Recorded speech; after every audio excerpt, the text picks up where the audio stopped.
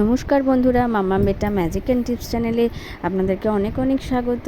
দেখতেই পাচ্ছ, অনেকে হয়তো বুঝতেই পারছো যে আজকে ভিডিওটা একটা অন্যরকম বিষয় হতে চলেছে। সেটা হচ্ছে ব্রাহ্মী শাক। তো এই শাকটা অনেকেই বাড়িতে আগাছা হিসেবে আশেপাশে হয়ে থাকে, বা আমরা আগাছা হিসেবেই এটাকে লাগিয়ে থাকি, অনেকেই লাগিয়ে থাকি। বা এটা ছোটোখাটো নিচতে একটু ডগাটা কেটে লাগালেই বর্ষাকালে দেখবেন পাতাটা থেকে প্রচুর একদম ছেয়ে যায়। ঠিক আছে, একটু ভালো মাটি পেলেই ছেয়ে যায়। তো আজকে এই শাকটা একটু গুণাগুণ সম্পর্কে আলোচনা করব। ছোটোবেলা থেকে আমরা ঠাকুমা, দিদিমা, মানে বাড়ির গুরুজনদের কাছ থেকে বা বুকসেও পড়েছি যে ব্রাহ্মী শাকটা কতটা উপকার। আর বাবা মাকেও দেখেছি যে ছোটোবেলায় আমাদেরকে কত রকমভাবে ব্রাহ্মী শাক খাওয়াতো। এই ব্রাহ্মী শাককে ব্রেন বুস্টার বলা হয়। আর এই আয়ুর্বেদিক শাস্ত্রে, আয়ুর্বেদিক এতে এই বইটাকে এই শাকটাকে একটা মহান গুণকারী ও শাক হিসেবে বলা হয়েছে।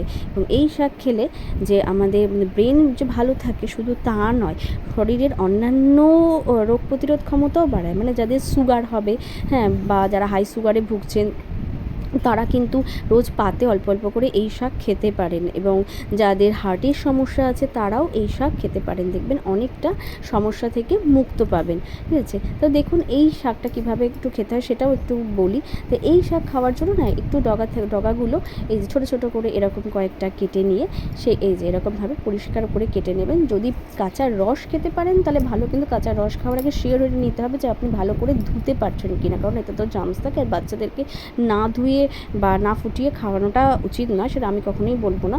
তো সেই জন্য বাচ্চাদের জন্য সেটা যদি বড় কেউ হয় তাহলে সেক্ষেত্রে রোগ প্রতিরোধ ক্ষমতাটা বেশি থাকে, তো সেক্ষেত্রে সে রস করে খেতে পারে। কিন্তু খুব ভালো করে সেটা দেখে নেবেন যে ভালো করে ধুয়ে, একটু যাতে কোনো ময়লা বা ধুলোবালি বা কোনো জীবাণু যেন না থাকে, সেটা খুব ভালো করে শিওর যদি হন তবেই কিন্তু রসটা দেবেন। আদারওয়াইজ কিন্তু এটা জলের সঙ্গে একটু ফুটিয়ে গরম ঘি দিয়ে ভাত দিয়ে খেতে পারেন। অথবা আর একটা জিনিস, সেটা হচ্ছে তরকারির মধ্যে 2-4টে করে ফেলে দিলে বাচ্চারা কিন্তু ইজিলি খেতে পারে। তাহলে এইভাবে আপনারা খেতে পারেন।